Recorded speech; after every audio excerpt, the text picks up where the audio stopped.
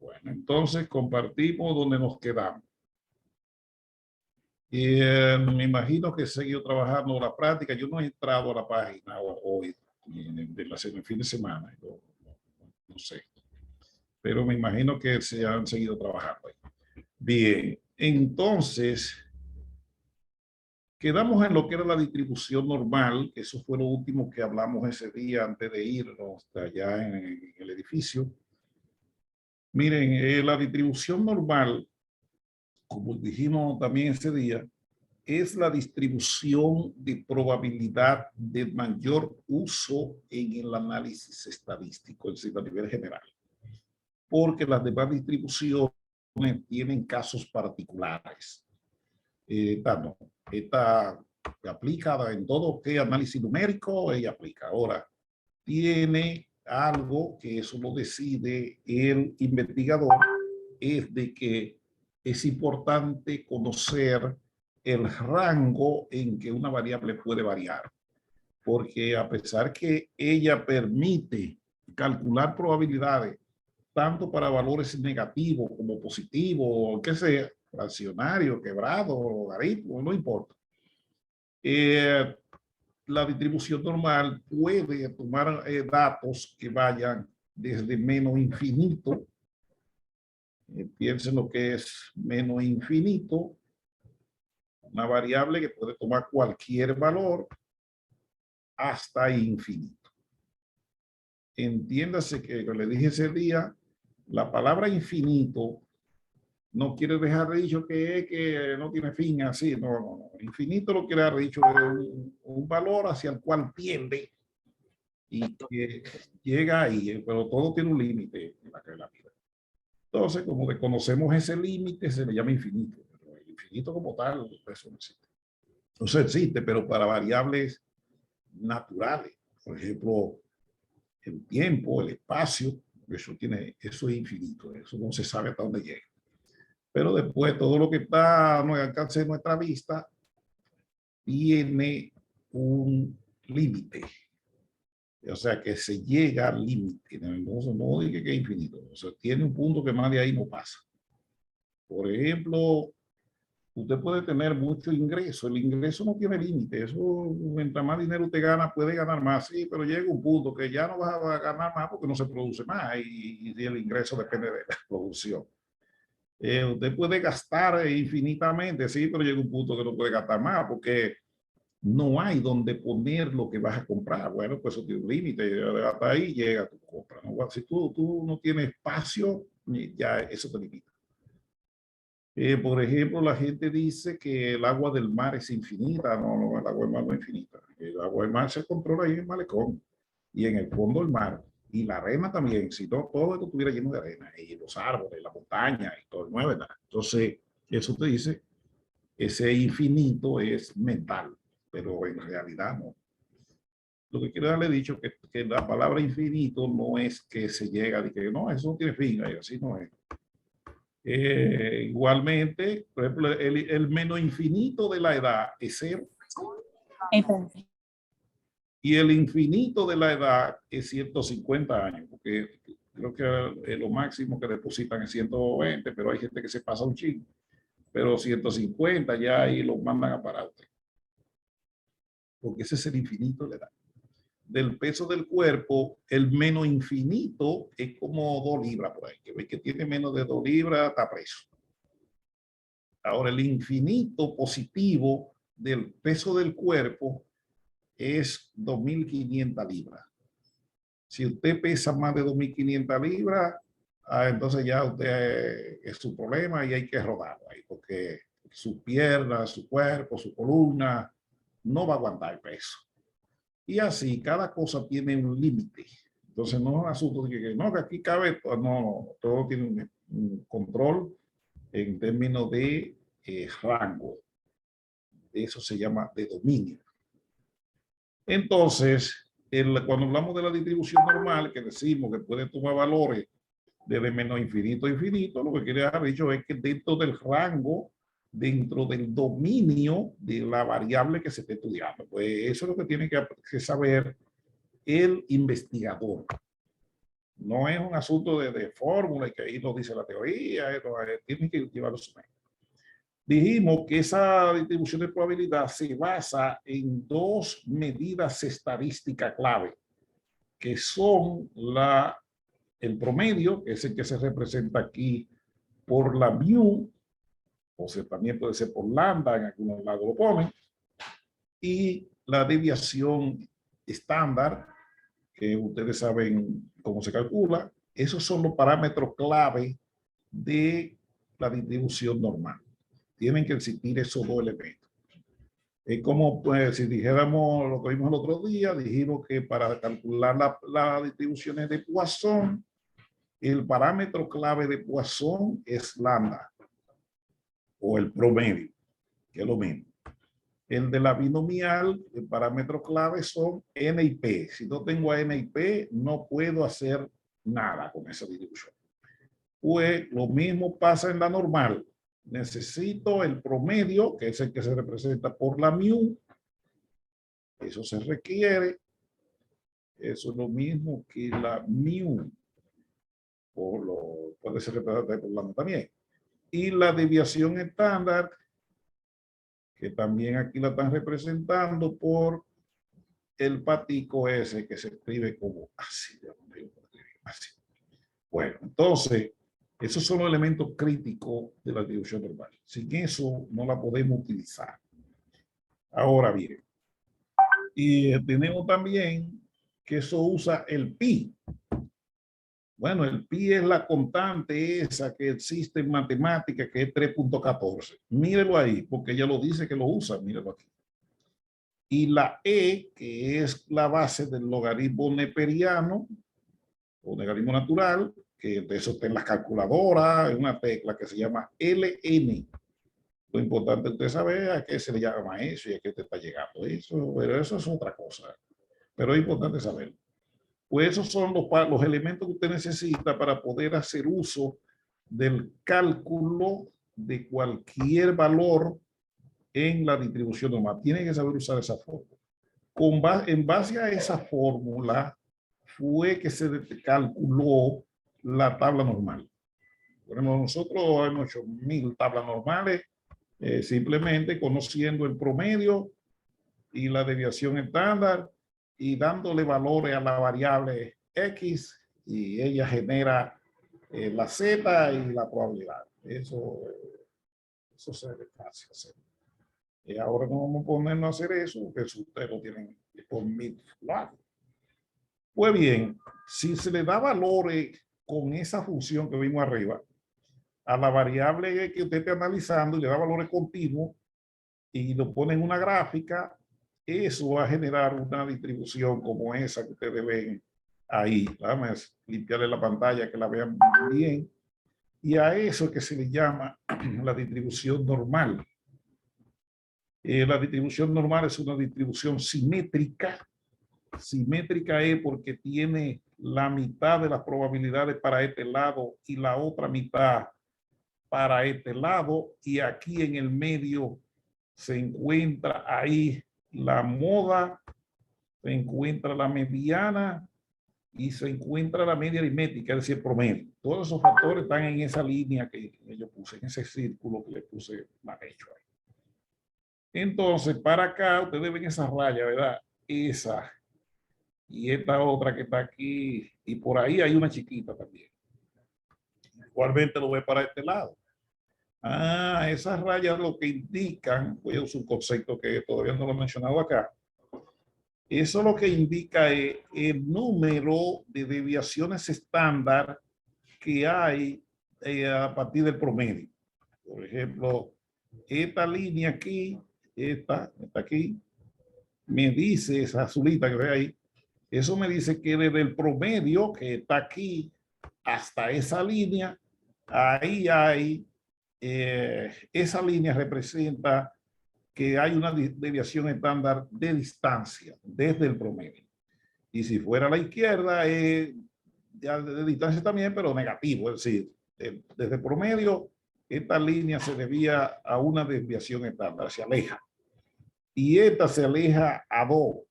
Y ahí por ahí hay una que no se ve, y aquí tampoco se ve, que es a 3 desviaciones estándar, y por eso que ustedes van a ver más adelante, cuando estemos hablando de medida por intervalo, que le dice que el intervalo de confianza para el promedio varía, ¿sí? El promedio más o menos, así se escribe en matemática, Z veces el error estándar, que ese es otro concepto que van a ver hoy. El error estándar es el indicador que habla si un estadístico, una medida estadística es sesgada. Así, eso que está ahí, solo lo que muestra en el círculo, ya eso se le llama error estándar. Pero esta Z que está aquí, lo que le mide es qué tanto se distancia el promedio de, o qué tanto es el rango entre que varía una variable conociendo su promedio. Así es que se maneja eso. Ahora bien, ya vimos cómo se usa la distribución normal. Tienen que tener un proceso que se llama tipificación. Eso lo vimos ese día ya, yo lo mencioné, lo pasé rápido y lo dije. Entonces, aquí hay algún ejemplo que le dice que para cada valor de X se puede calcular el promedio. Mírenlo ahí. Y su desviación estándar. Para cada uno de los valores de una variable numérica. Mírenlo ahí. Usted calcula su desviación y su promedio. Entonces, si usando la función de tipificación que está aquí arriba, mírenla aquí. Esta fórmula es con que se transfiere los valores de la X a la Z. Aquí se hace la transferencia de X a Z, que así que está la tabla, indicando Z.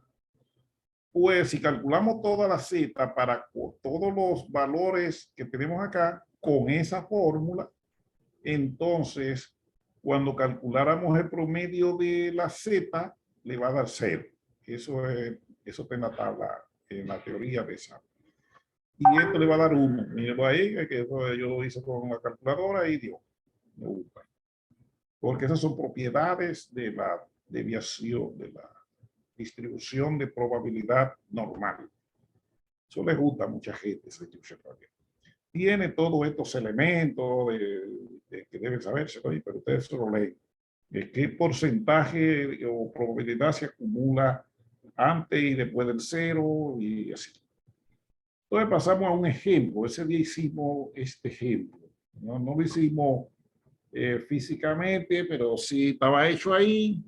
Se lo explicamos. Alguna gente lo buscó en la tabla normal y vio sus valores reales. Entonces, ese ejemplo, eso aplica para cualquier cosa. Por ejemplo, si ustedes en su trabajo quisieran estudiar, vamos a poner, pero tienen que asegurar que esa variable es normal, y que hay variables que son anormales por naturaleza. Entonces, de esa variable, ustedes calculan el promedio, calculan la desviación estándar, pues con eso ya ustedes pueden, sin ningún problema, aplicar la distribución normal. Y aquí le pusimos un ejemplo muy clarito ahí, para que usted lo entienda. Entonces se le dijo, ya se dieron los datos, pero todo esto los resultados me refiero, pero de todo eso se calcula con datos reales, es decir, se le calcula el promedio de salario, por ejemplo aquí, a muchas personas. Generalmente es una muestra relativamente grande. Entonces se calcula ese promedio. Por ejemplo, si tomáramos todos los empleados del ministerio o una gran muestra de ellos, yo no sé cuántos son, y a ellos se le calcula el salario promedio, o sea, entre todos los salarios de todos ellos, o la edad, o el tiempo de servicio, el número de años de estudio, lo que ellos gastan en energía eléctrica, lo que usted quiera, una variable numérica. Entonces aquí cogimos por salario y se calculó el promedio.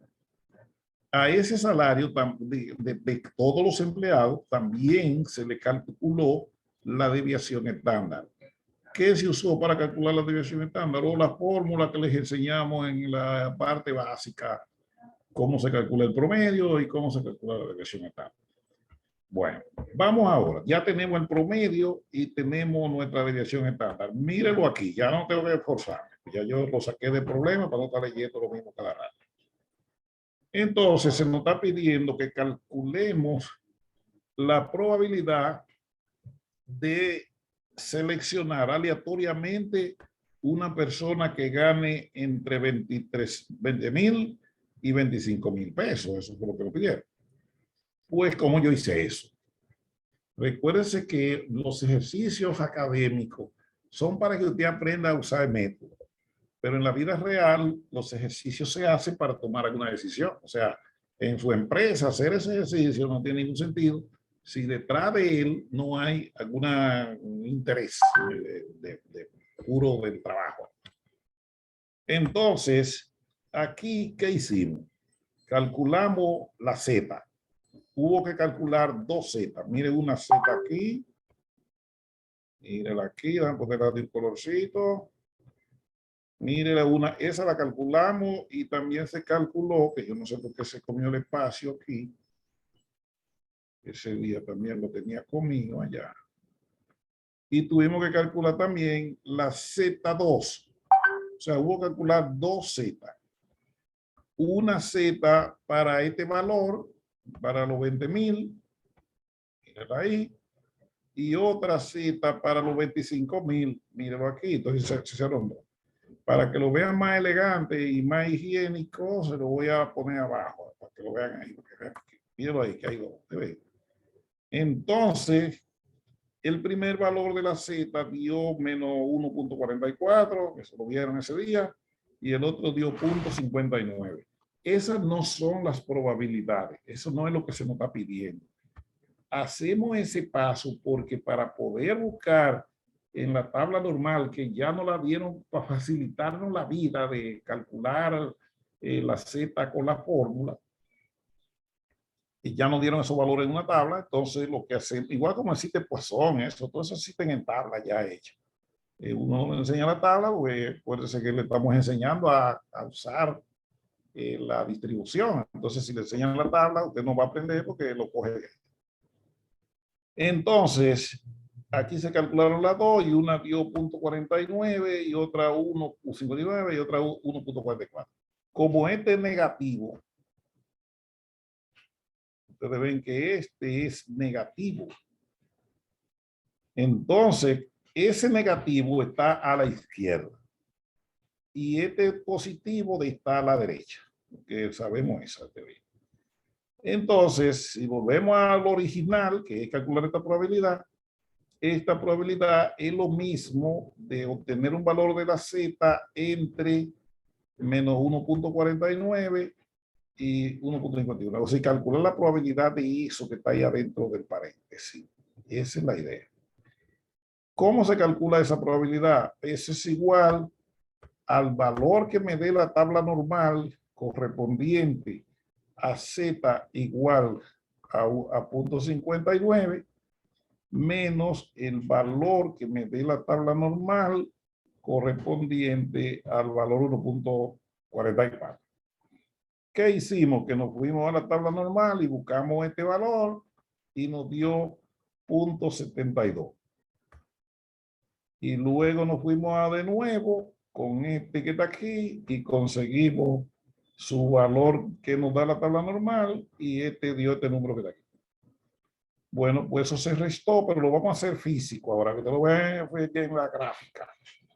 Y eso nos dio un valor, mírenlo aquí, de 0.6447. Bueno, pues esa es la probabilidad de encontrar una persona que tenga entre 20,000 y 25,000 pesos. Tengo un ingreso. Pero ojo, eso depende de qué tanto se diferencian los salarios de las personas que se trataron ahí. O sea, no donde quiera dar eso mismo, que depende de cuánto sea la desviación estándar que le mide la variabilidad y el promedio que le mide la magnitud. Vamos a verlo en una gráfica ahora.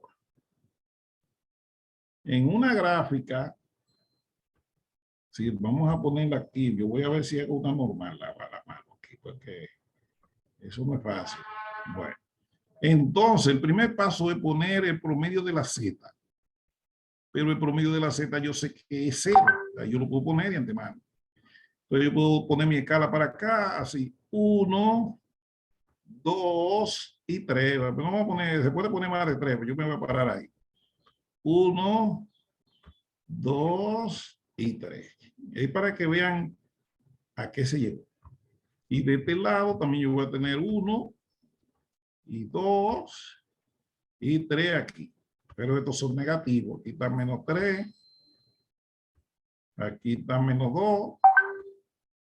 Y aquí está menos 1. Esos son valores de la Z, que es la que yo calculé ya. Esos son valores de Z. Y si aquí vale menos 1. Porque la Z puede tomar cualquier valor, negativo y positivo también, y 0. Entonces, vamos ahora a cambiar el color de la tinta para que veamos lo que hemos hecho. Entonces, aquí nos dice que la Z varía desde menos 1.44. 1.44 se mide como por ahí, cerca de menos 1.5. En ese puntico azul. Ahí debe estar menos 1.44. Y 0.59 debe estar entre 0 y 1, pero un poquito más hacia el 1, porque es un poquito más de casi 1.6. O está aquí. Entonces, yo sé, por definición y teoría, que la distribución normal, ya voy a hacer feita ahí, porque no tengo puntería ahí y a una estatura de más del setoide.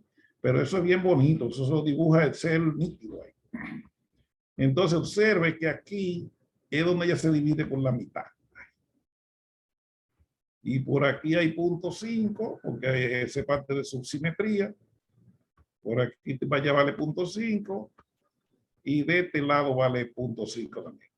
Esa es teoría de la distribución normal. Entonces, la probabilidad que usted está, todo eso vale 1, lo que está por debajo de la gráfica azul. Entonces, lo que usted está mandando a buscar, la probabilidad que usted dijo que le consigan es esta probabilidad. Usted dijo que le consigan la probabilidad que va desde ese punto hasta este punto. Aquí se quita de punto de aquí. Lo que pasa es que esta línea debió tener ahí, la vamos a poner la bien bonita ahora. Hasta aquí.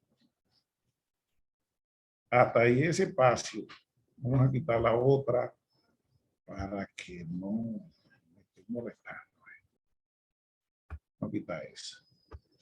Vamos a ponerla de nuevo. Aquí es la de 0.59 aquí. Y la que divide por la mitad es esta. Pasa que me quedó. Es la que divide por la mitad. Entonces, si usted dijera, bueno, ¿y a qué yo llegué? ¿Cuál fue la probabilidad? O sea, la probabilidad que usted calculó, que le dio 0.69747, es ese espacio que yo estoy marcando por esa raya amarilla. Esa es su probabilidad, porque ella vale 1 a nivel general. Pues lo que usted calculó fue eso. Y así usted puede verlo físicamente si lo que usted está haciendo es correcto. Y se acabó. Ahora el problema es la conclusión que usted llegó. Aquí lo que dice es que la probabilidad de conseguir un empleado, de seleccionarlo aleatoriamente, ¿verdad? En esa población es 0.6747. Ahora, ¿qué pasa si la población de empleados fuera de 800? O sea, hay 800. Si ellos tomaran el salario aleatorio, porque una cosa es que yo seleccione un empleado aleatoriamente y otra cosa es que el valor de la variable que yo estoy estudiando se tome aleatoria, que le caiga a él de manera aleatoria. Entonces, supóngase que hay 800 empleados.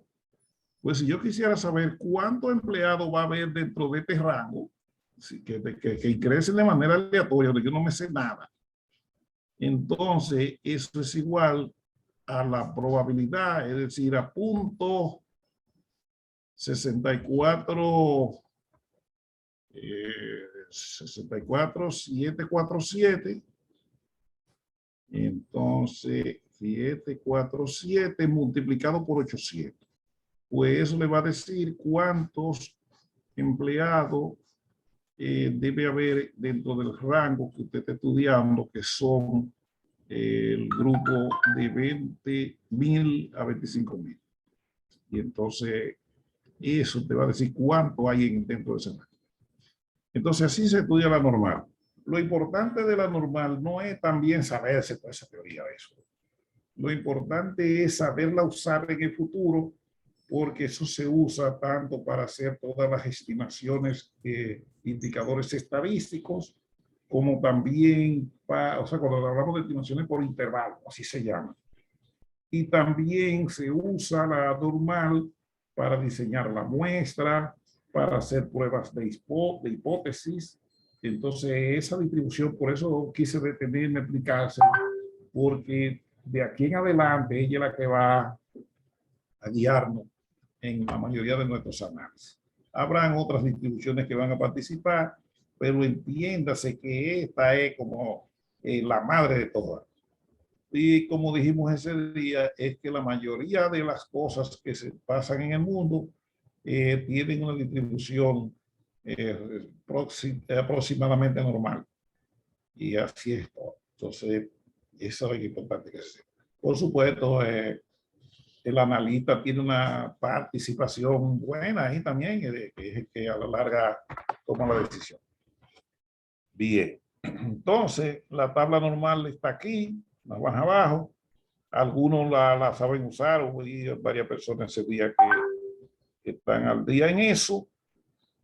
Voy a explicarles lo que, miren, esa tabla, esta por lo menos, va desde 4.09, que es el número más, el primero que tiene aquí, porque se coge el 4 de aquí, hasta este 9 que está aquí, y ese sí yo cogí como si yo tomara el número 4.09.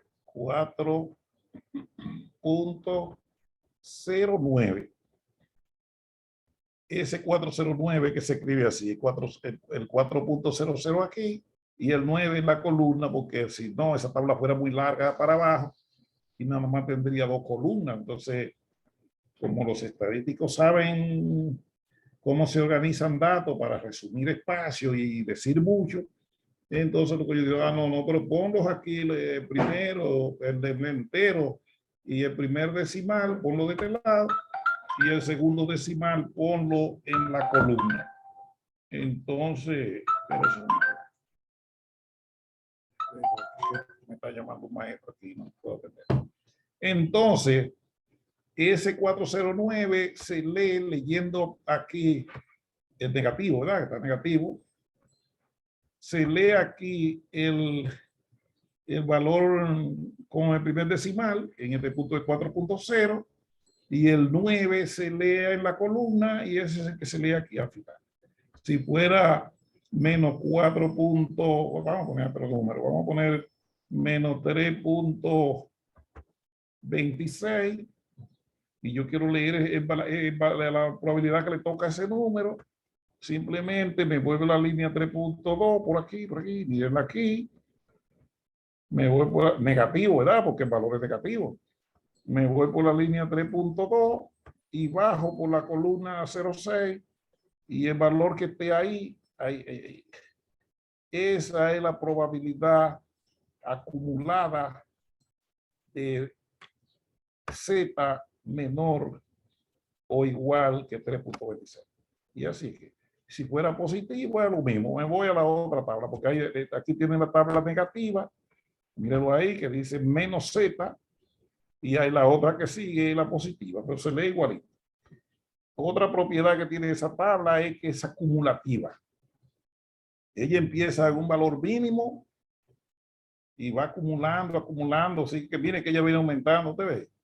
Porque el valor anterior está incluido en el actual. Es decir, si usted lee este valor 3.3, aquí y lee esa probabilidad, ahí están acumuladas todas las probabilidades anteriores.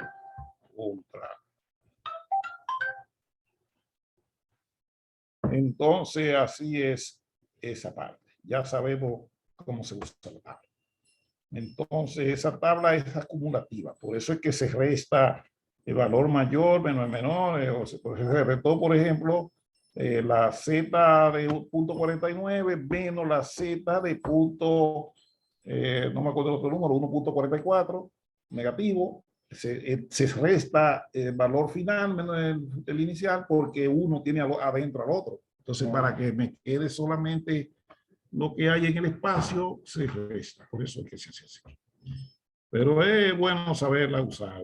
Pero también usted la puede generar usted mismo. O sea que ahí es para acomodarle la vida a 2 o 3. Pero eso usted puede hacer usted mismo. Ahí ahora el Excel es más fácil. Dijimos que hay más distribuciones de probabilidad continua. Cada una tiene un uso muy particular. Hay algunas que solo para valores muy específicos que funcionan, pero cada quien desarrolló la suya. Y dentro de esas les mencionamos la beta, que está, mírenla ahí, en algunos casos ni siquiera ejemplo tenemos. La gamma es otra distribución de probabilidad continua, la F, esa es importante entenderla, porque esa distribución la vamos a usar para hacer la prueba de hipótesis, especialmente cuando estemos hablando del análisis de varianza. La chi cuadrado también, esa es una distribución de probabilidad de mucha utilidad, depende de la z. Fíjense que la chi cuadrado es equivalente a la sumatoria de muchas zetas cuadrados y así que tiene valor. Pero hay una función matemática que está aquí, que es la que genera los valores que están en lo que se llama la tabla chi cuadrado. Bueno. También la TDStudent, esa es otra. La TDStudent ya no tiene tanta utilidad. ¿Y por qué? Porque la TDStudent funciona específicamente cuando tenemos una cantidad de elementos mínimo, n menor que 30. De ahí para abajo, después de 30, la TDStudent ya no tiene valor. O sea, ya se hace una constante y después ya no funciona de ahí para allá. Pues, por tanto, la distribución de probabilidad TDStudent hoy día tiene poca utilidad porque en la mayoría de los casos de los análisis estadísticos que se hacen hoy día, en la mayoría de los casos, las muestras son grandes, son de 300 elementos, 400, de 8000. Entonces, la TDStudent ahí no funciona. ¿Y quién la reemplaza? La Z. Entonces, la TDStudent tenía uso cuando no existían el Big Data, ni existía el Data Mining, ni existía esos grandes, ¿y cómo se llama lo que ustedes usan? Era el Business Intelligence, pero ya no, porque solo funciona con muestras relativamente pequeñas. Y hablamos también ese día de otras distribuciones, pusimos otras porque ya ahí sí hay infinito. Porque la distribución de probabilidad, usted la puede generar usted mismo. Por supuesto, conociendo, no es que tampoco puedo inventármela así tan fácil, no. Se requiere conocer el comportamiento de lo que yo estoy estudiando.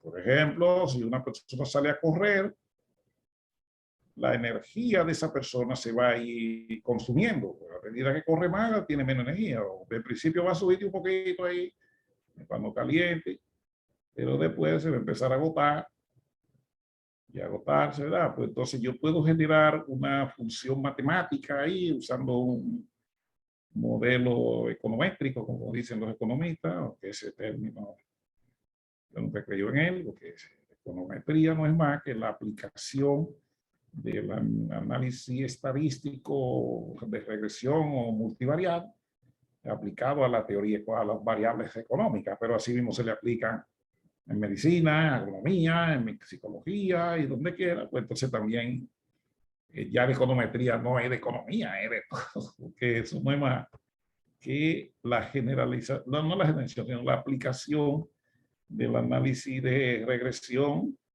a variables económicas. Pero sí tiene sus particularidades ahí, pero el que sabe análisis multivariado, ya la econometría es pura historia. Entonces, seguimos aquí. estas funciones usted se las puede desarrollar usted mismo. Por ejemplo, usted ve esa que dice f de x por diferencial de x. La función se llama f de x. Esa función usted la integra dentro de un intervalo, por ejemplo, aquí entre a y b, y eso te va a dar, por supuesto, tienen que definir que en ese intervalo eso se convierte en una distribución de probabilidad. De esa manera no se le invente, de otra manera no se le invente, porque entonces le va a decir que no es así. Por ejemplo, hay distribuciones de probabilidad que solo son funciones de probabilidad cuando toman valores, por poner un ejemplo, entre 0 y 2. Fuera de ese rango no lo es. Otras toman valores entre 1, entre menos 1 y 1. Solo dentro de ese rango es que ellas generan una distribución de probabilidad. Entonces, esa habilidad la tiene que tener el estadístico, el economista, el matemático, el que sea, que diga, yo generé una distribución de probabilidad para modelar las cosas. Tenga cuidado con eso, porque dentro de ese rango se le tiene que cumplir lo siguiente, que todo valor de probabilidad, como dice aquí, le dé entre 0 y 1. Todo le tienen que dar. Cualquier valor que yo le dé a la variable que esté analizando, le voy a llamar X, así.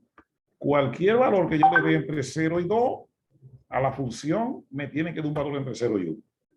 Y segundo, cuando yo sume todos los valores posibles que me va a generar la función, dándole valores a la variable independiente entre 0 y 2, me tiene que dar la suma 1, que es lo que se le integra. El concepto de integral en matemática y el de suma es lo mismo.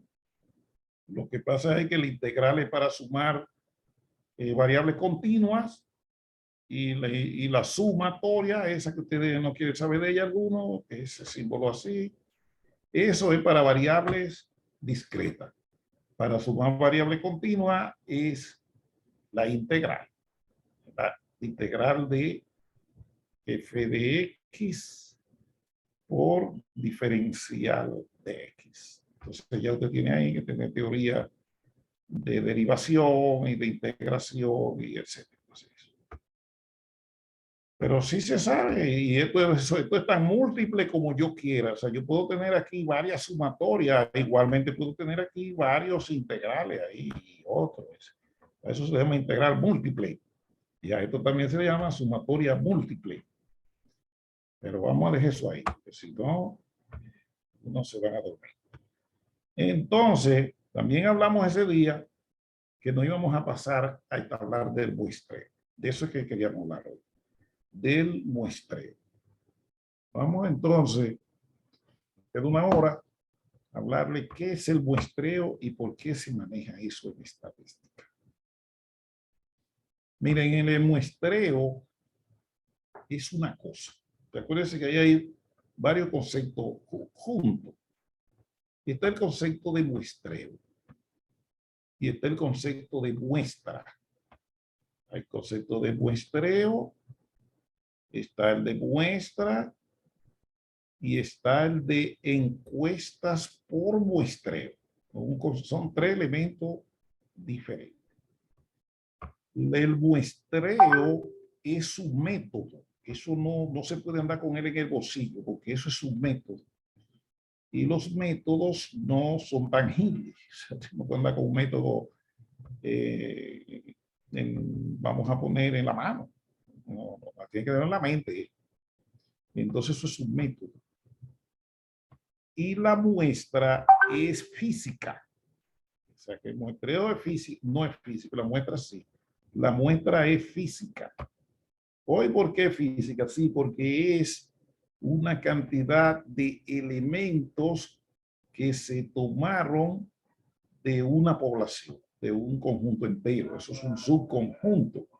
Entonces, ese subconjunto es físico. El muestreo no es físico. El muestreo es un método. Usted no se lo puede comer. La muestra, usted se la puede comer, puede tirársela a alguien por la ventana, porque es física. Y la encuesta por muestreo es el proceso de levantar, analizar y proveer soluciones alternativas en base a resultados, pero con datos que dentro de ese proceso se obtuvieron en base a la muestra. Pero la muestra es un número, es decir, es física, porque te vea los elementos ahí, pero la encuesta por muestreo es lo que se hace con la muestra. Entonces tenemos que manejar eso claro, porque hay gente que te habla, no, porque esta es la encuesta. Sí, pero la encuesta es una cosa y la muestra es otra. Entonces la muestra es más compleja porque ya ahí se requiere tener otras destrezas y igualmente muestreo. Pero la encuesta por muestreo después de hecha ya cualquiera la manipula. Entonces que eso no es tan complejo. Por eso los estadísticos estudian más en muestreo. Por supuesto, dentro de eso también se le mete el tema de encuestas, pero encuestas es la mayoría de la gente.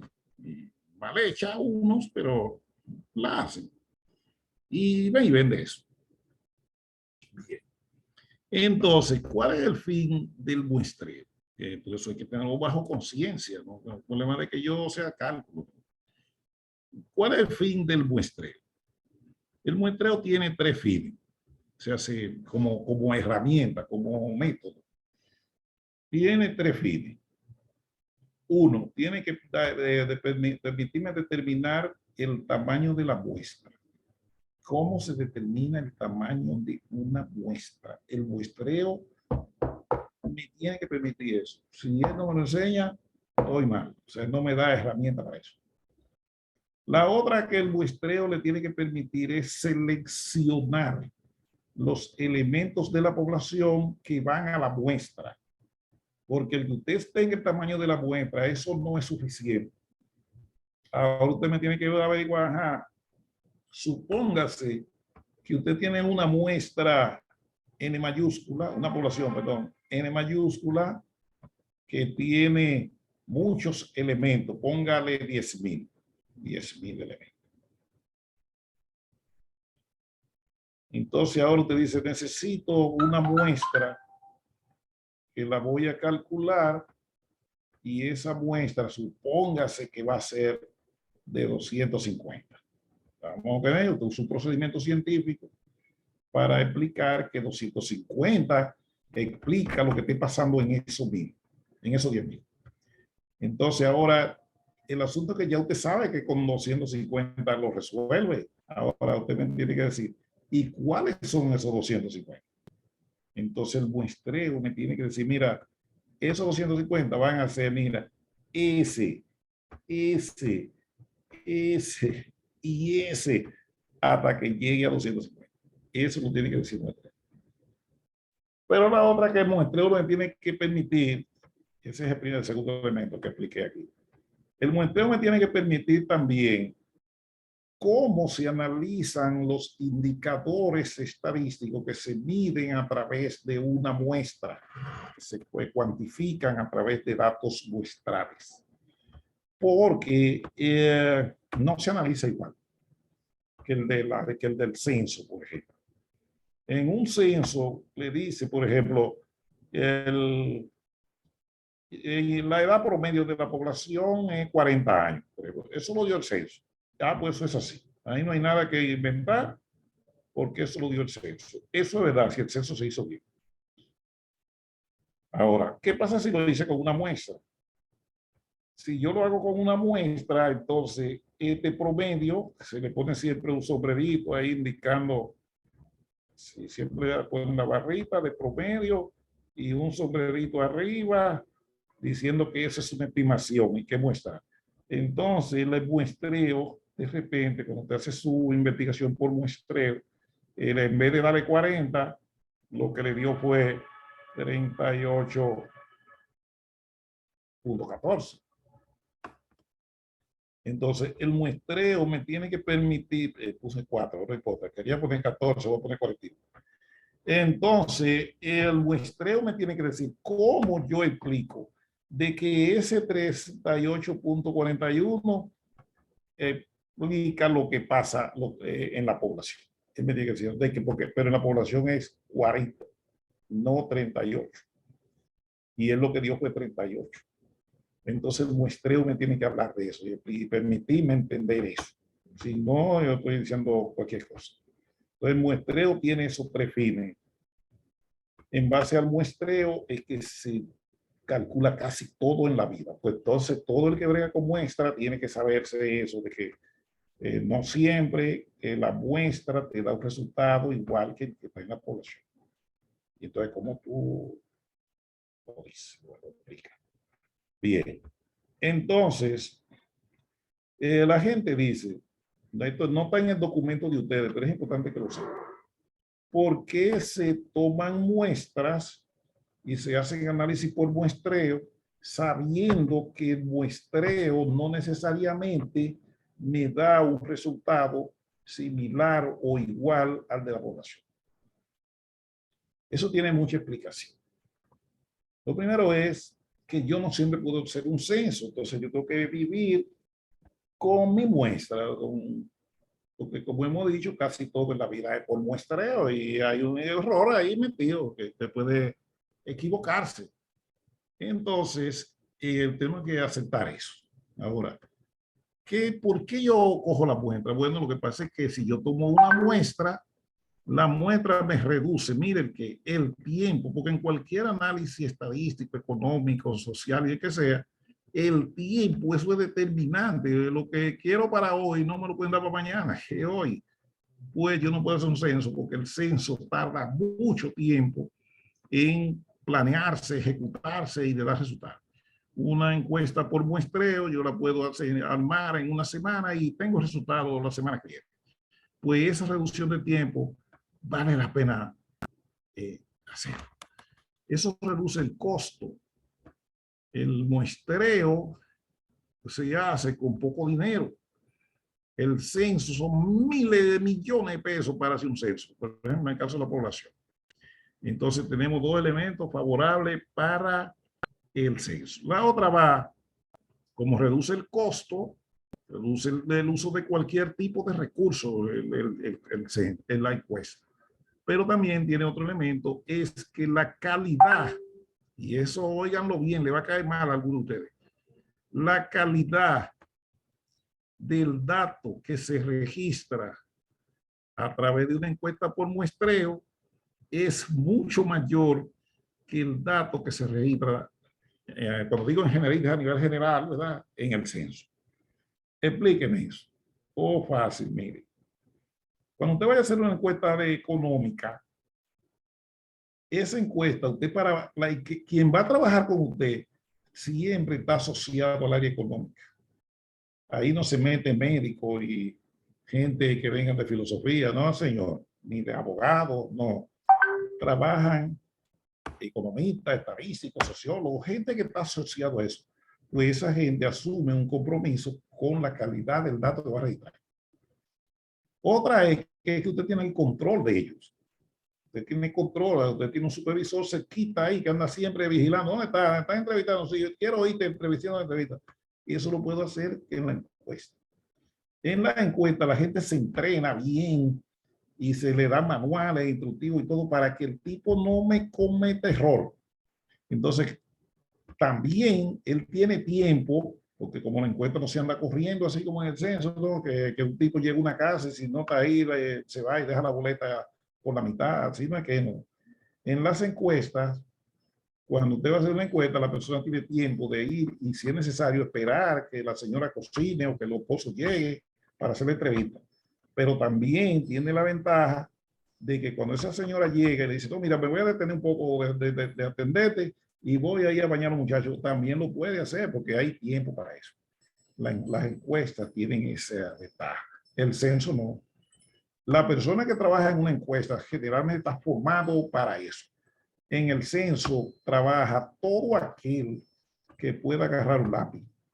Y dentro de eso hay muchos charlatanes que llenan la encuesta del censo, la boleta, como le llaman, abajo de una mata.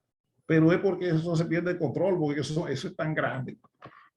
Cuando me estoy hablando así, estoy hablando de un censo de población, cosas así. Porque también hay muchos tipos de censos. Hay censos que son de carro público, hay censos de animales, hay censos agropecuarios, hay censos, lo que usted quiera, de edificios. Bueno, ahora, por ejemplo, el Ministerio de la Vivienda, así se llama, de Edificación y Vivienda, tiene que apoyarse con la gente de la ONU para que hagan el censo de vivienda y edificaciones y ahí tengan datos para sus fines, porque eso es un censo, eso es parte del censo. Entonces, toda esta ventaja la tiene el hacer análisis por muestra, pero tiene su desventaja. ¿Cuál es la desventaja? La número uno. O que el que hizo el muestreo, el que diseñó el plan de muestreo, así se llama, no lo hizo muy correcto y entonces la muestra que le dio no es representativa de la población. Ese concepto de muestra representativa, hay mucha gente que lo tiene mezclado. Hay gente que tiene eso confundido de que es una muestra representativa. Los estadísticos entienden que una muestra es representativa cuando contiene la misma composición relativa que la que contiene la población. Si la población tiene 50% de hombres y 50% de mujeres, la muestra debe tener eso. Si la población tiene un 30% de gente joven, un 40% de adultos y un 30% más de envejecientes, pues la muestra también debe tener eso. Porque si no, ella no representa todos los subgrupos. Ahora, no necesariamente eso se tiene que cumplir siempre y cuando yo sepa en cada subsegmento de la población cuánto me representa un elemento de la muestra. Entonces ahí los estadísticos, muestristas, entienden lo que se llama, y eso lo usan en la ONU y lo usan en el Banco Central, etcétera. Ellos tienen lo que se llaman los factores de expansión y en otros casos le llaman de ponderación, aunque son diferentes. Hay uno que hace las dos cosas y otro nada más hace una. Por ejemplo, el de expansión, además de ajustarme a la distribución de la población, los elementos de la muestra, también me determina o me cuantifica cuánto es el volumen de cada subgrupo, porque se expande dentro de la muestra. El de expansión, el de ponderación, solamente me mide el peso que tiene cada subgrupo en la muestra total. Entonces ellos usan eso para corregir el problema del tamaño de la muestra en cada subgrupo, que sea, que tenga una distribución similar a la que tiene la población. Eso lo manejan los estadísticos. Pero eso lo vamos a ver cuando hablemos del muestreo estratificado, que ahí es donde más participa.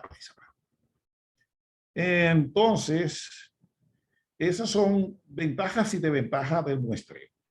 El muestreo también tiene como desventaja lo que se llama el error de muestreo. Eso es una desventaja en el muestreo. ¿Qué es el error de muestreo? El error de muestreo lo que mide es qué tanto se diferencia el valor que tuve de la muestra. Eso es lo que mide el error de muestreo. ¿Qué tanto se diferencia o se aleja el valor que me dio la muestra del valor real de la población? Esa diferencia, a eso es que se le llama error de muestra. A medida que este se aleje de ese, entonces me está diciendo, mira, el error de muestra es muy grande. Si el error de muestra es muy grande, entonces eso implica que la muestra es probable que sea pequeña. Pero vamos a ver también más adelante que el tamaño de la muestra no necesariamente es el que determina la representatividad de una muestra.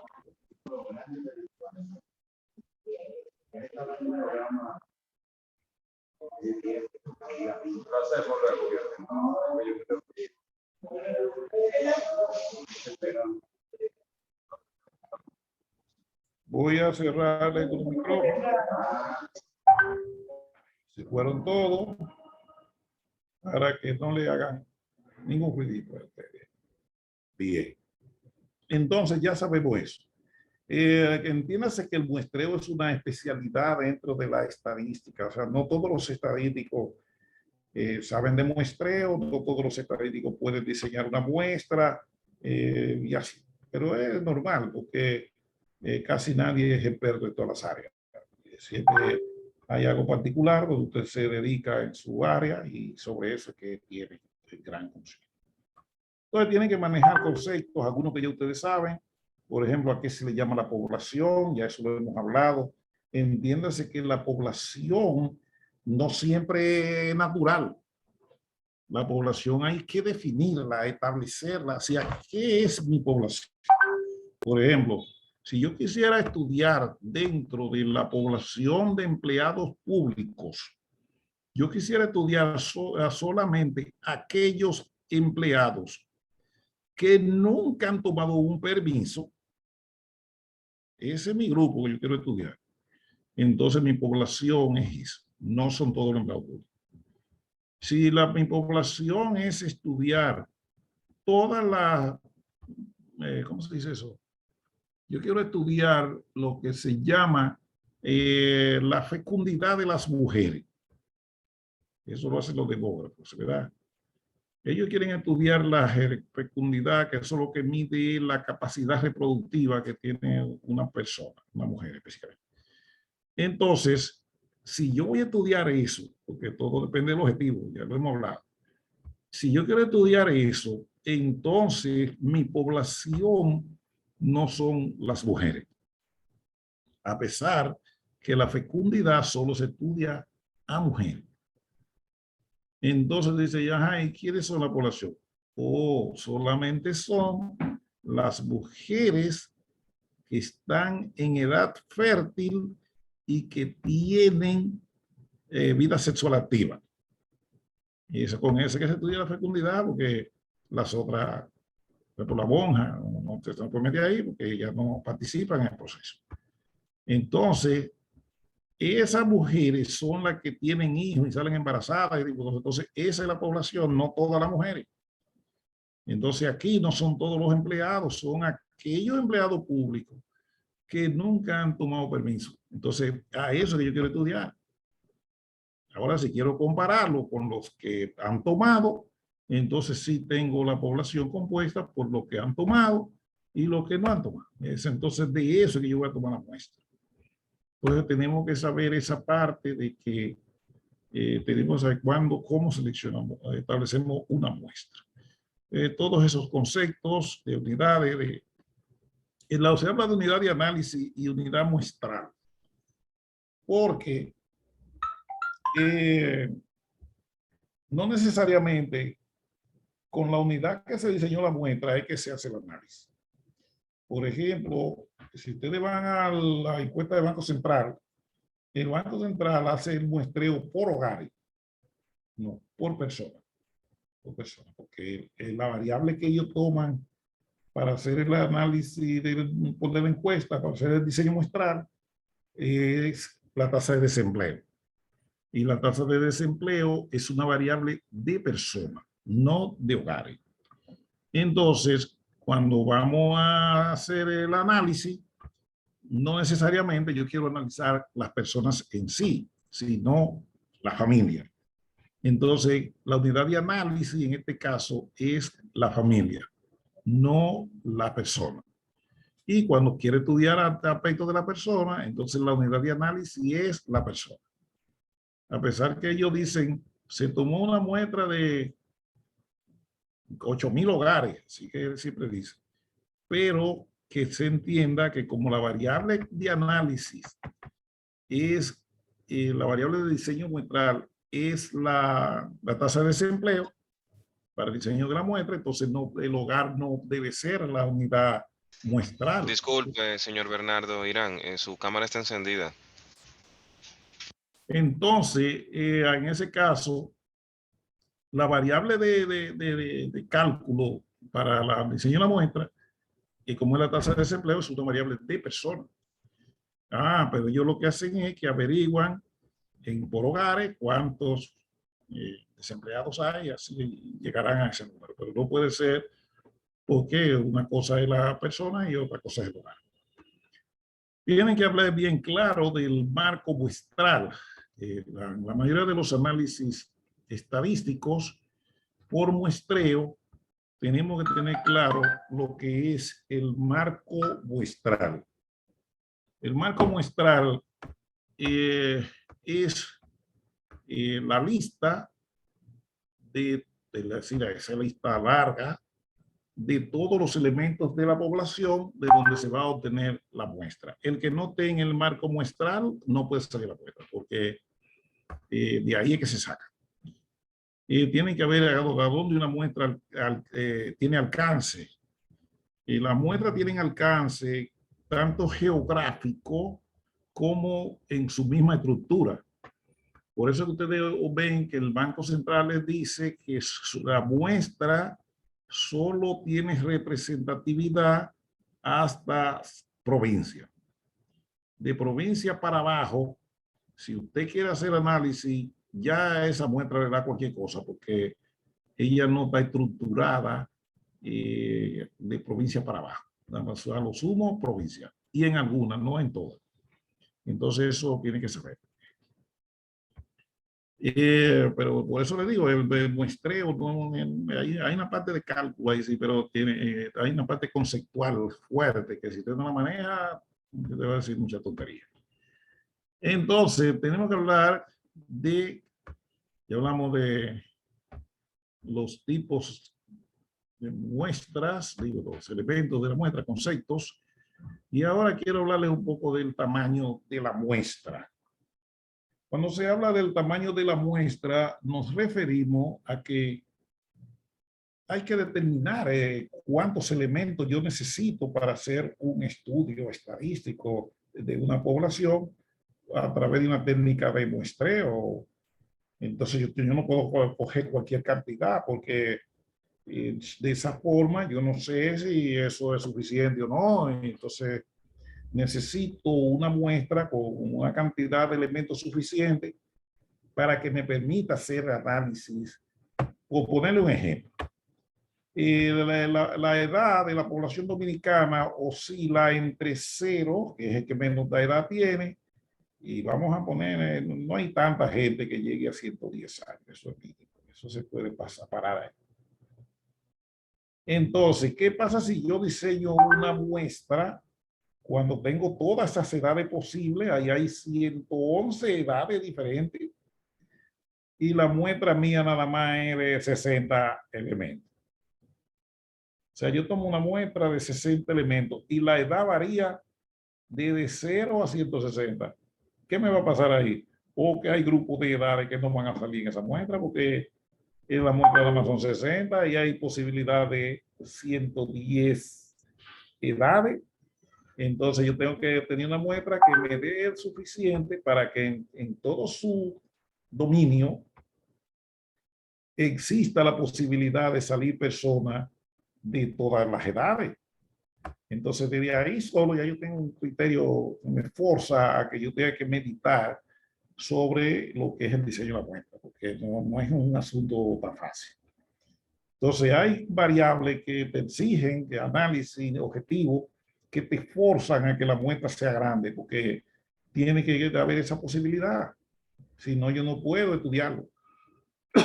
Entonces, yo así que, ¿y por qué no están la gente de 35 a 38 años? No tengo 0.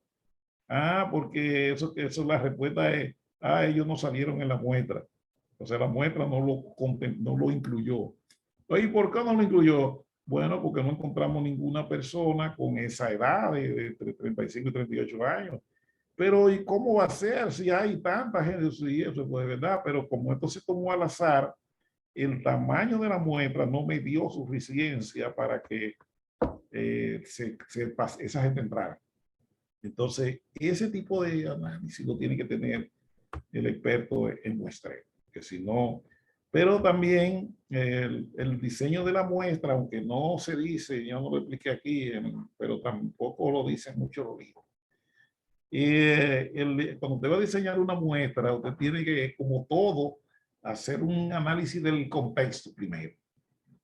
Analice bien, por ejemplo, de dónde a dónde andan los rangos de las variables que se van a utilizar, qué tan frecuentes son, en cuáles grupos analice más, busque información y nutrase. Entonces, diga en base a estos elementos, entonces mi muestra tiene que ser mínimo de tanto. Y así, porque si solamente aplica la fórmula, es probable que la muestra que le dé no sea suficiente. Por ejemplo, yo estuve trabajando con un amigo que tiene una tesis doctoral ahí y él tiene una muestra de 103 elementos. Pero él tiene variables que tienen 20 categorías.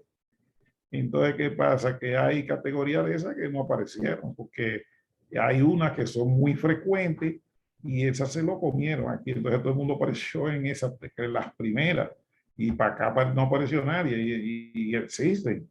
Pero ¿a qué se debe? Que esa muestra es muy pequeña para la complejidad de lo que él quiere estudiar. Y él va a hacer su análisis de ahí, pero sabe que el análisis no le está dando una información que te pueda de verdad tomar una decisión de rigor correcto. Pues, entonces, el tamaño de la muestra depende de muchos factores. ¿De cuáles factores? O de la beta. Ya le estoy metiendo un concepto que usted no sabe, que no hemos dicho. ¿Qué es lo que mide la beta? La beta lo que mide es o expresa lo que se le llama el nivel de confianza.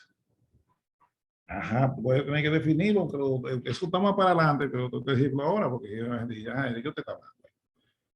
El nivel de confianza, ¿qué decimos? En la vida real y práctica, ¿qué significa eso? El nivel de confianza es una probabilidad y se representa por la letra beta. ¿Sí? Beta varía por lo general entre 0.90, en la mayoría de las muestreos bien hechos, beta varía entre 0.90, ahí que varía la beta, menor o igual, y punto, casi llega a 1, pero nunca es 1, y punto 99, punto 99 y pico ahí. Entre ese rango, 99.7 por ahí, nunca llega a 1, ya es una pura teoría. Entonces, ¿qué es lo que expresa ese punto 90 y pico? Por eso ustedes cuando oyen hablar de una muestra por ahí, la gente le dice, y esta muestra se diseñó con un nivel de confianza del 95%. Usted no puede explicar lo que usted está diciendo ahí. Yo quiero saber, poderse explicar al señor que vende yuca luego de mi casa. Yo quiero que él entienda qué significa un nivel de confianza del 95%. Y eso lo que le está diciendo es que si usted tiene una muestra, una población, perdón, N grande, y de esa población usted tomó una muestra tamaño N pequeño, en esa población hay M muestras tamaño N pequeño. Entonces, es lo que le está diciendo es, si le dice que es el 95%, es lo que le está diciendo es que el 95% de todas estas muestras tamaño N, el 95% estará dentro de un rango que se llama intervalo de confianza, que lo vamos a ver más para adelante. Ahí va a estar el 95%, es decir, que del resultado que me dé esta muestra, el 95% daría un resultado de cualquier variable de la que se estén analizando similar a ese, muy parecido a eso. Entonces, eso es la beta esa, o el nivel de confianza. Lo van a ver más físico después. El error, ajá, eso influye en la muestra. Pero usted tiene que pararse a definir el error, porque no se lo invente. Y que, bueno, yo puse un error de 5%. No tiene nada que ver el 95% o el punto 95%. Eso no tiene nada que ver. ¿Sí? No tiene nada que ver con el error de 0.05 que también mucha gente utiliza en el muestreo. Pero una cosa no anda más rara de la otra. Usted puede cambiar este 0.05 y mantener fijo el 95. Porque es una cosa no tiene que ver con la otra. El error de muestreo lo que mide es el valor relativo, es decir, el porcentaje, la proporción que representa la diferencia entre el valor que me dé la muestra. Se ve que eso va a dar un valor, la muestra me va a dar un valor. Y la diferencia entre el valor que me dé la muestra y el que me dé la población. Si yo calculo esa diferencia y la divido entre el valor que me dé la población aquí, esa diferencia no se debe exceder del 5%. Eso es lo que es totalmente diferente a alfa, que es la diferencia entre 1 y el nivel de confianza. Entonces, cuando la gente dice que yo puse un nivel de error del 5%, lo que le está diciendo es que del valor de la población, el que me dio la muestra no se distancian en más de un 5% de ese valor que debe dar la población. Entonces, eso es lo que mide el error de máximo permitido para el diseño de la muestra. Eso es eso. Debe conocer, porque para diseñar una muestra se requiere elegir, determinar, escoger la variable de muestreo, porque no es con todo que se muestrea. Por ejemplo, el Banco Central usa el desempleo, la tasa de desempleo. Eso es lo que usa para diseñar su muestra de desempleo. Pero el AENOGAR no usa la tasa de desempleo para diseñar una muestra. La ENEGAR usa otra variable que yo no me la sé, porque no he estudiado su detalle para diseñar esa muestra. Ellos usan otro criterio, no la tasa de desempleo. O sea, la variable que usan para la muestra no es la tasa de desempleo. Entonces, esa variable hay que definirla. Entonces, de esa variable hay que calcular su varianza. Mírala ahí. En el banco usa la tasa de desempleo, pues ellos calculan la varianza de la tasa de desempleo. Y eso es lo que ponen ahí en la muestra. Tienen que usar también el tamaño de la población. Eso es importante. A pesar que después que una población pasa de los 10.000 elementos, el tamaño influye poco en la muestra. Ya de ahí para allá, de 10.000 que de 2 millones, eso es lo mismo. Eso es la influencia mínima en el tamaño de la muestra. Otra cosa que influye en el tamaño de la muestra, el detalle del análisis. Si usted quiere hacer análisis estadísticos, por ponerle un ejemplo, por provincia, por municipio, por zona urbana y rural, por edad, por sexo. O sea, si usted quiere hacer un análisis multivariado así, con muchas variables combinadas, eso le exige que la muestra que debe tomar es bien grande. Por eso usted ve que la muestra que usa el Banco Central, cuando miden en personas, son alrededor de 20.000 personas. 23.000, 22.000, por ahí. Hay veces que yo he visto 28.000. Es porque ellos necesitan mucha gente incluida en esa muestra para poder tener detalle de los análisis a nivel provincial, a nivel de madre soltera, a nivel educativo, por rama de actividad y todo ese tipo de cosas. Entonces ellos necesitan una muestra grandísima para eso, pero es porque el análisis que está previsto lleva mucho detalle. Y la otra que se limita, y eso sí para el tamaño de la muestra, es la disponibilidad de recursos. Si usted no tiene recursos, ya sabe que lo que le van a dar es ahí, pero no le van a dar algo muy excelente. Porque los recursos son los que determinan la magnitud, el volumen y la calidad de lo que usted le van a dar. Entonces, si usted tiene pocos recursos, ya sabe que es la muestra que va a obtener es baja, no es muy alta ese valor, esa cantidad. Entonces, si la muestra es muy pequeña, es muy difícil que se la puedan distribuir entre todos los componentes de la población. Entonces, eso, el experto muestreo tiene que saber eso, porque no es cualquier muestra. Por supuesto, hay en casos que te da lo mismo entrevistar o tener una muestra de 50 elementos, hay en casos que es lo mismo que una muestra de 5.000. Y eso te va a dar el mismo resultado. Hoy, porque bueno, porque depende de la homogeneidad de la población, en cuanto a la variable objetivo. Por ejemplo, en lo político, una muestra de políticos, de esa que hacen los partidos y la UAS y donde quiera, si pasa de 1000 personas, eso es exagerado. Siempre los políticos son 1200, cosas así. Y eso va del país entero, me dice lo que hay. Sin embargo, hay en otro caso que una muestra de 10.000 no da. Entonces te dice, ¿y qué pasó aquí? Ah, lo que pasa es que la muestra depende de la homogeneidad entre los elementos. Entonces, eso es lo que mide la varianza aquí. Por ejemplo, vamos a poner,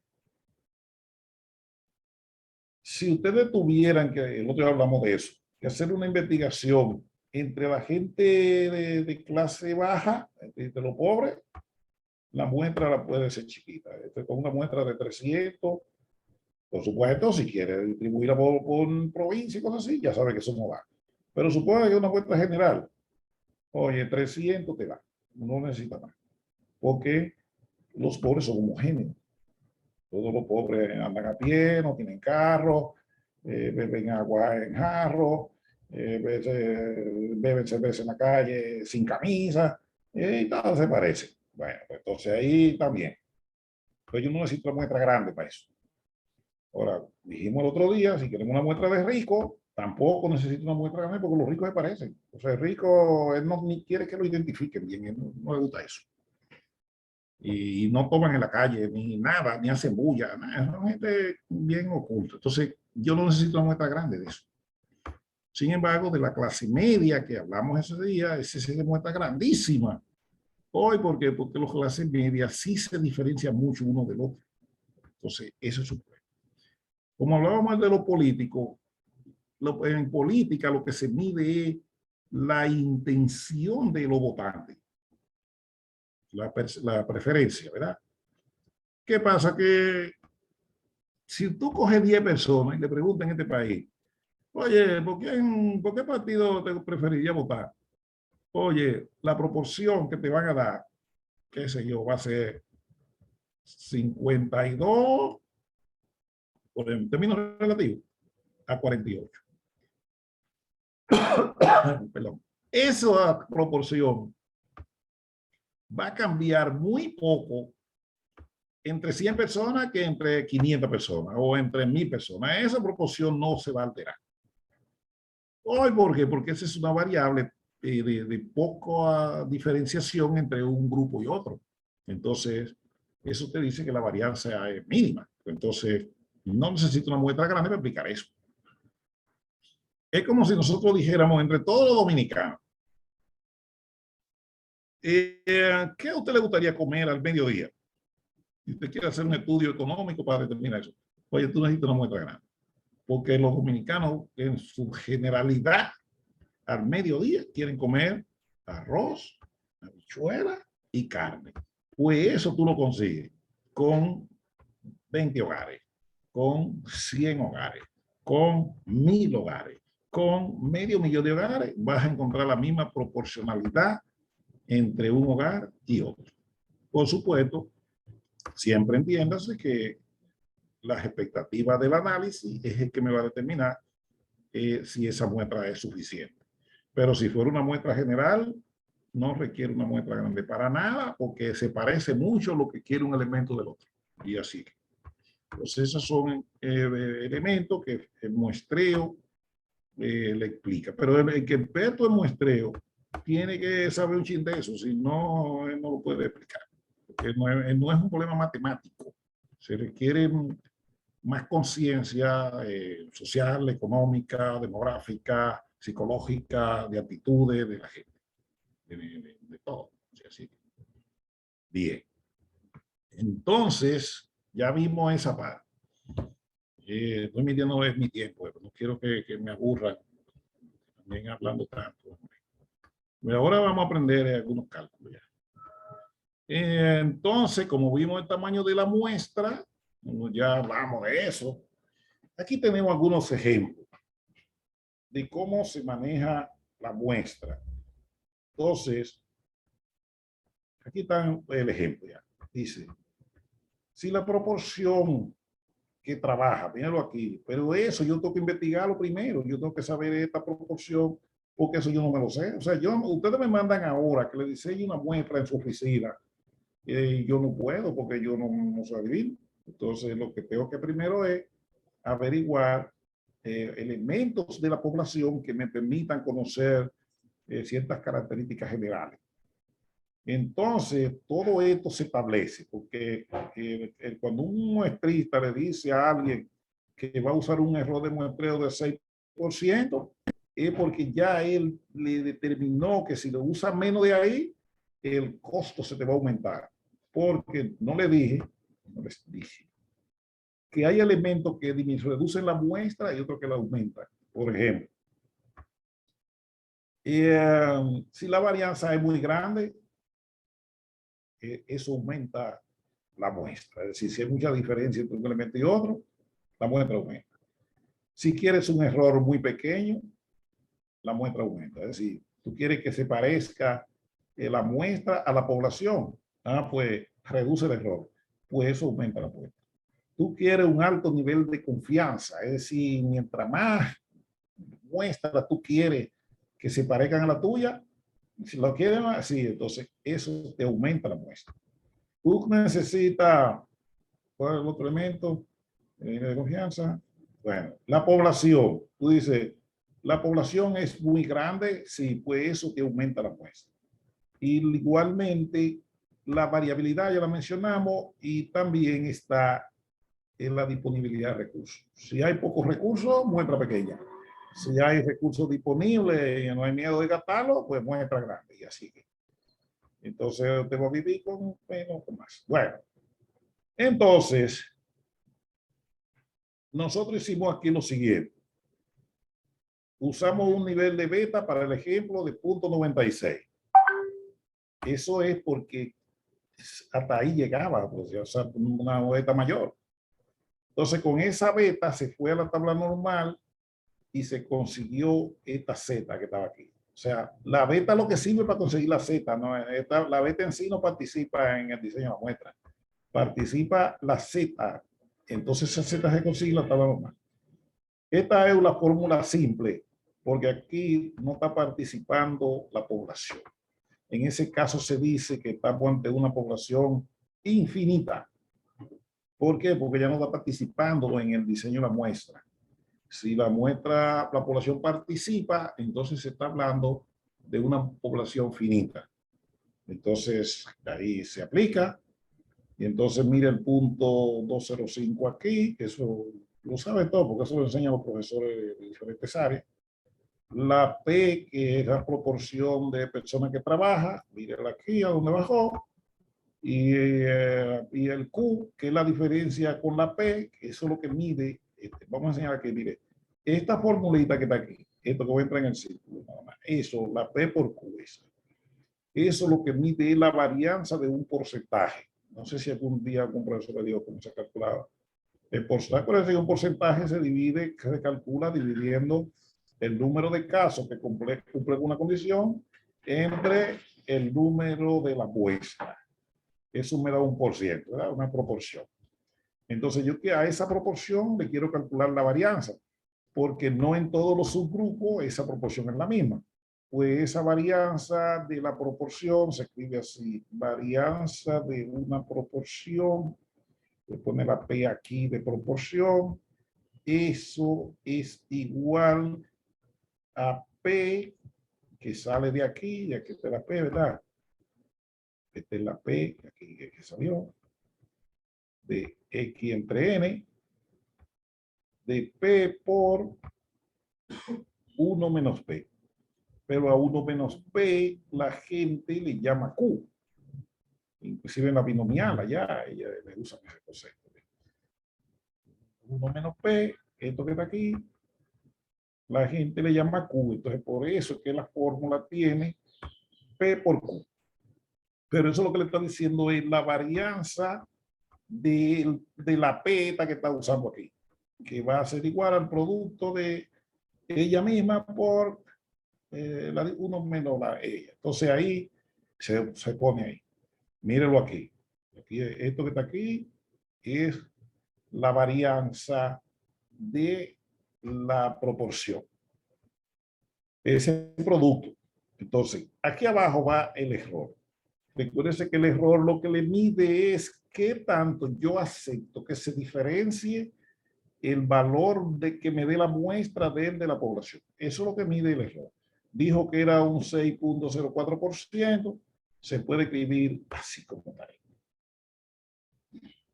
Y eso no se debe escribir por el por ciento, porque si lo pones así como está escrito aquí, ya no es una diferencia relativa, es un porcentaje, algo de precio porcentaje.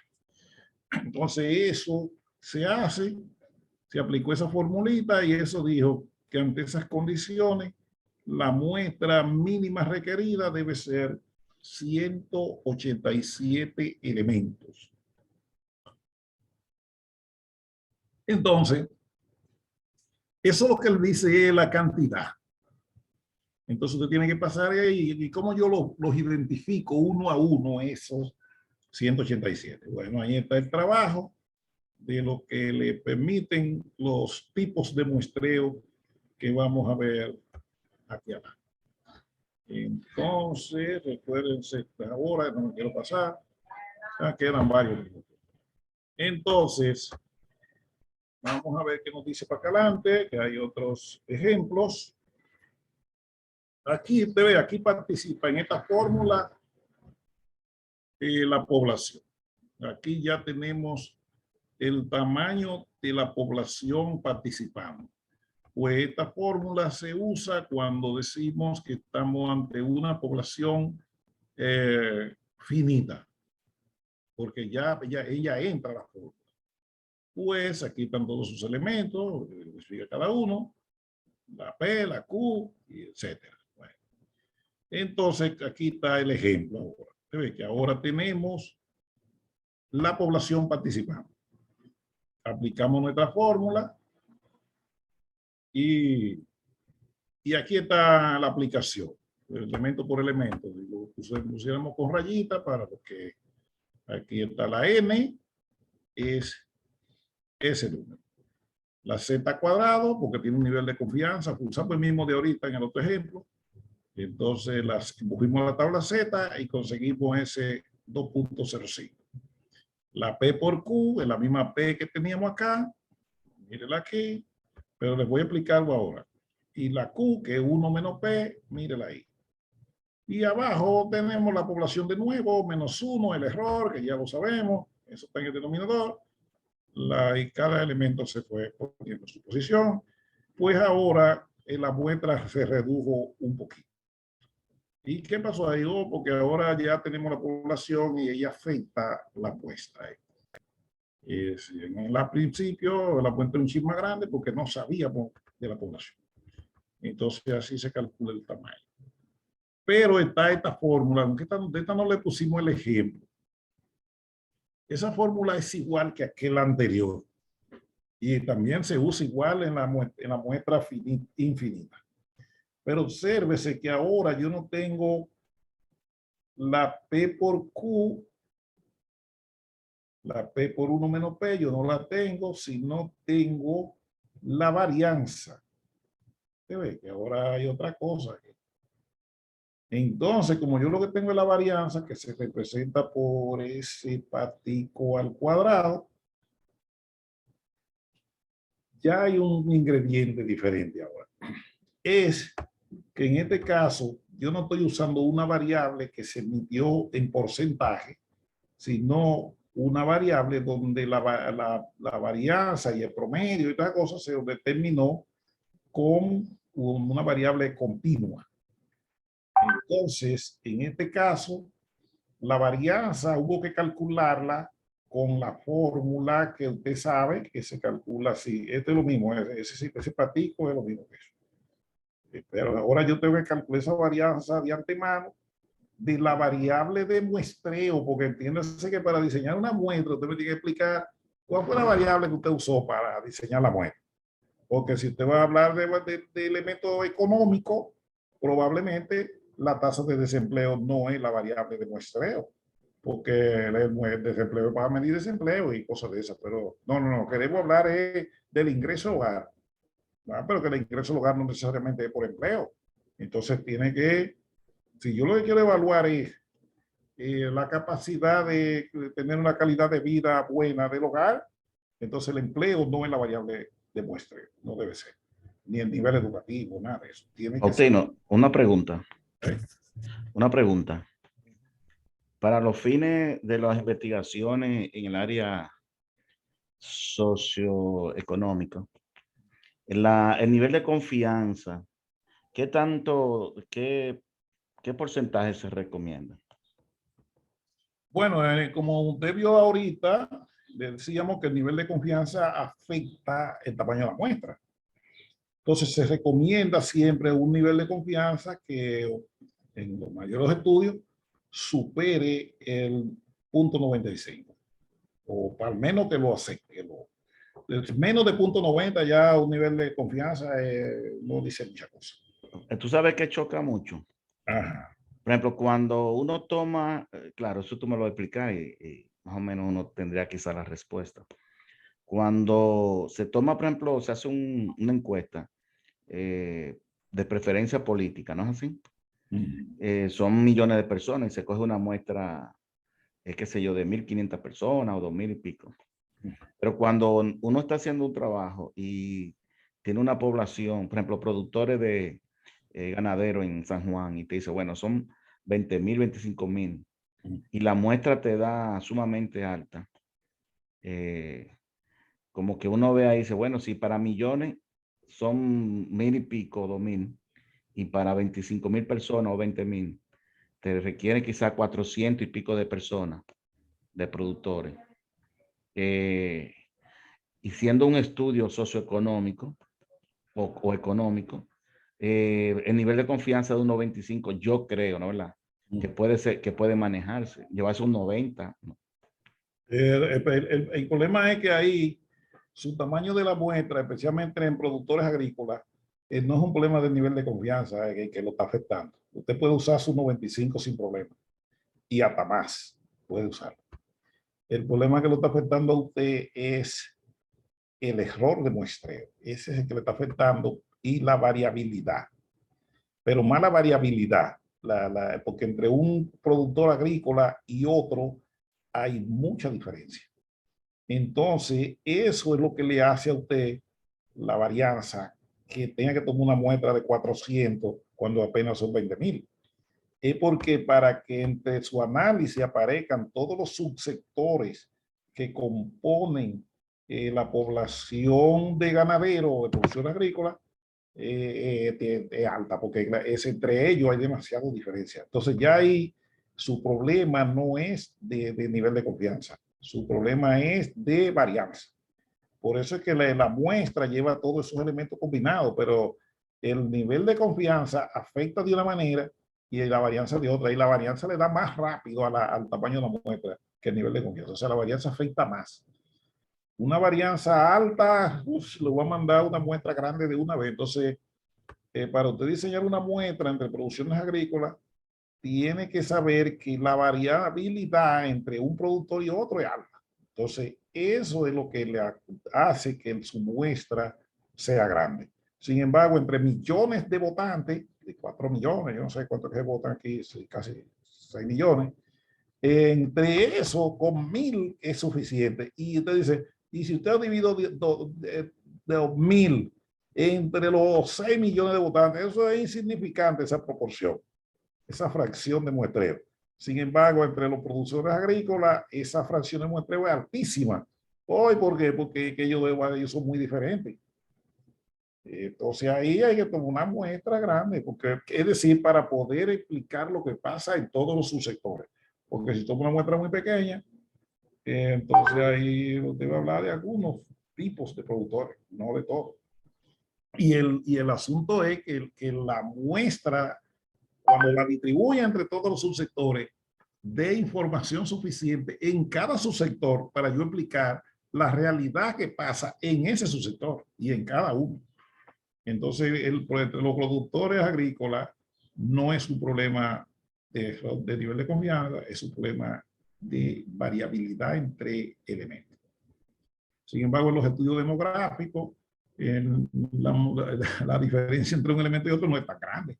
Pero en agricultura, en economía, en salario, eso es complicado. En ingresos, no que sea salario, en ingresos. Entonces eso es lo que le afecta a ustedes. Por eso es que esos estudios son caros, porque por supuesto depende de la exigencia del análisis. Porque si yo lo que quiero hacer un análisis para reportar información, eso es una cosa. Ahora, si yo que tengo un análisis para tomar una decisión y hacer una evaluación, un estudio de negocio y cosas de esas, hazlo bien, porque si hacen una inversión y tú diste una respuesta mal, que esa inversión va a correr peligro. Entonces, siempre depende. Es como en medicina. En medicina, en los análisis médicos, las muestras son grandes. Y entonces, ¿y por qué? Bueno, lo que pasa es que en medicina el error tiene que ser mínimo. Entonces, como el error es mínimo en medicina, porque ahí hay en juego la vida de personas, entonces eso el error mínimo, a medida que usted tiene un error mínimo, por ejemplo, un error de 1%, eso es una muestra casi igual que la población. Entonces ahí se requiere una muestra grandísima, pero ya no lo hace la varianza. Aquí lo afecta es el error exigido, que es el error que usted permite, ese es el que le está afectando. Entonces, por eso el que diseña muestra tiene que saber la naturaleza de lo que está estudiando. Si no, también, aunque los libros de muestreo no explican eso, pero el que lo ha hecho y ha vivido en ese mundo sabe que el muestreo requiere, además de manejar los métodos matemáticos, también la teoría, también requiere del entendimiento del entorno al cual usted le va a aplicar eso. Y así que ya sabemos esa parte. Me quedan 3 minutos. Vamos a enseñarle esta tabla que la dejé, la tenemos en más sitios, pero ya les enseñé esta tabla y lo suelto. Entonces vamos a empezar a ver más cosas. Esta tabla es un resumen de la Z. Lo que hice fue limpiar la pantalla, que tengo muchas rayas ahí. Entonces ya. Esta tabla es un resumen de la Z para que les sea fácil a ustedes, cuando le den un nivel de confianza, que es la beta, cuál va a ser la Z que va a buscar en la tabla.